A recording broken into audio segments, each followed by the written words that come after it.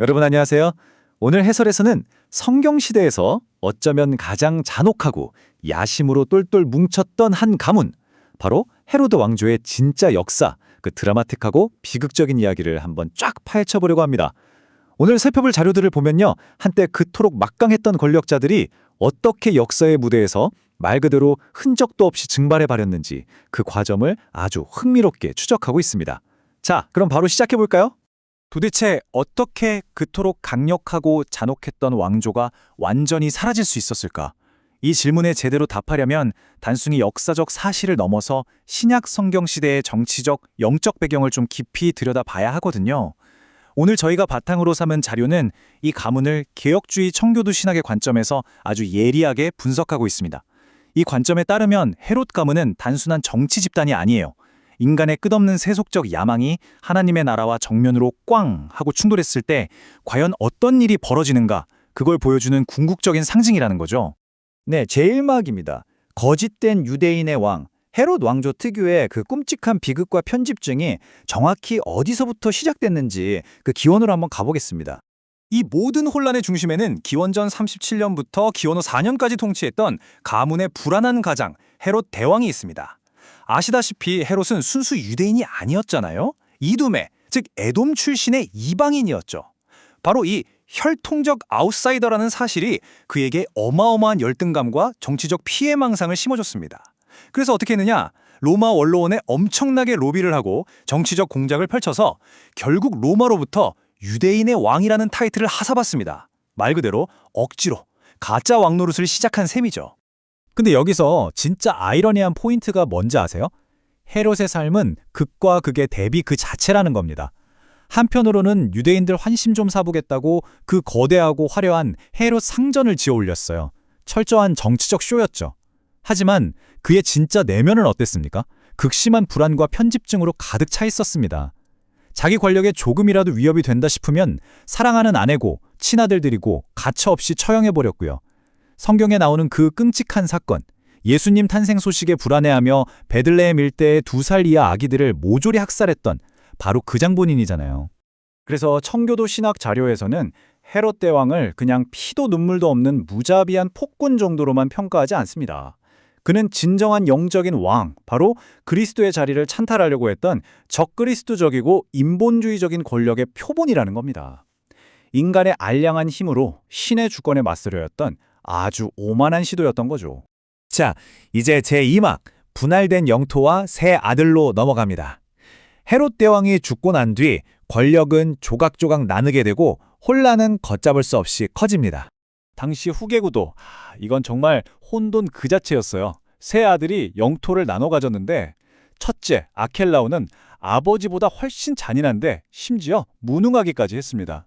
오죽하면 유대인들이 폭동을 일으켜서 로마가 직접 폐위시켰을 정도니까요. 둘째 안디바는 어땠죠? 도덕적으로 완전히 타락해서 자기 조카의 아내를 뺏질 않나, 쓴소리하는 세례 요한의 목을 베질 않나, 훗날 예수님을 조롱하며 신문했던 그 인물이 바로 안디바입니다. 그나마 셋째인 빌립 2세 정도만 비교적 온화하게 북동부 지역을 다스리면서 가이사랴 빌립보를 건설했다고 자료는 전하고 있습니다. 참 형제들이 하나같이 스펙터클하죠. 여기서 역사적으로 진짜 중요한 나비 효과가 발생합니다. 핵심 지역인 유대를 맡았던 아켈라오가 워낙 무능하게 통치하고 백성들의 반발을 사니까 로마 제국 입장에선 얘네 가문한테는 더 이상 못 맡기겠다 하고 신뢰를 단번에 걷어버린 겁니다. 그래서 그 지역을 아예 로마가 직접 통치하는 체제로 바꿔버려요. 이게 무슨 뜻이냐? 바로 훗날 성경에 등장하는 본디오 빌라도 같은 로마 총독들이 유대 땅에 파견되는 직접적인 계기가 된 겁니다. 가문의 멸망이 이미 카운트다운에 들어간 거죠. 이어지는 제3막, 교회를 박해한 마지막 왕들입니다. 힘을 잃어가는 이 쇠락한 왕조가 초대교회를 타겟으로 삼으며 마지막 발악을 시도하는 모습을 보시죠. 이 시기 역사를 보면 정말 숨이 턱 막힐 정도로 전개가 빠릅니다. 영토를 다시 합쳐서 과거의 영광을 되찾아버리던 왕조가 얼마나 순식간에 와르르 무너지는지 알 수 있어요. 아그리파 1세가 초대교회를 핍박하면서 꽤나 기세를 올리는 것 같았거든요. 하지만 그의 오만함은 결국 즉각적인 신의 심판을 부르고 맙니다. 그리고 이어지는 아그리파 2세 때를 거쳐서 AD 70년 무렵에는 역사의 뒤안길로 완전히 흔적도 없이 지워지게 되죠. 아그리파 1세에 대해 좀 더 깊이 들어가 볼게요. 헤롯 대왕의 선자인 그는 로마 황제랑 아주 절친한 사이였어요. 그 인맥 덕분에 할아버지 때의 넓은 영토를 반짝 회복하긴 합니다. 그리고 유대인들한테 점수 좀 따보겠다고 사도 야고보를 처형하고 베드로를 감옥에 가두는 짓을 저지르죠. 그런데 여러분, 사도행전 12장에 묘사된 그의 최후 기억하시나요? 군중들 앞에서 마치 자기가 신인 양, 하나님의 영광을 훔치려다가 갑자기 쓰러져서 벌레에게 먹혀 끔찍하게 죽고 맙니다. 저희 자료는 이 사건을 두고 신의 주권을 가로채려던 오만한 인간 통치자가 맞이할 수 있는 가장 허무하고 비참한 결말의 상징이라고 짚어냅니다. 자, 이제 가문의 마지막 왕인 아그리빠 2세입니다. 왕이라는 타이틀은 있었지만 할아버지나 아버지가 휘둘렀던 막강한 권력은 이미 다 사라지고 난 뒤였어요. 그냥 권력의 희미한 그림자 정도랄까요? 다스리는 땅도 확 줄어들었고 그저 성전을 관리하고 대제사장을 임명하는 권한 정도만 겨우 쥐고서 명맥만 간신히 유지하고 있는 처지였습니다. 사도행전 26장을 보면 아주 기가 막힌 장면이 나오죠. 사도 바울이 붙잡혀 와서 자신의 신앙과 예수 그리스도에 대해 막 열정적으로 변론을 하잖아요. 그때 이 아그리빠 2세가 아주 냉소적으로 툭 던진 말이 이겁니다. 네가 적은 말로 나를 권해서 그리스도인이 되게 하려느냐. 복음이라는 영적인 실체가 바로 코앞에 정말 문자 그대로 눈앞에 있었는데도 그걸 철저하게 조롱하고 무시해버렸습니다. 눈앞의 알량한 권력과 세상적인 지위에 눈이 멀어서 진짜 영적인 진리를 완전히 놓쳐버린 이 가문의 본질적인 한계를 너무나 씁쓸하게 보여주는 대목이죠. 그리고 결국 운명의 시간이 다가옵니다. 기원 후 70년 로마 군대에 의해 예루살렘 성전이 돌 위에 돌 하나 남지 않고 아주 처참하게 무너져 내리는 대참사가 벌어지죠. 이때 아그리빠 2세는 과연 누구 편에 섰을까요? 동족 유대인들? 아닙니다. 철저하게 로마의 편에 섰습니다.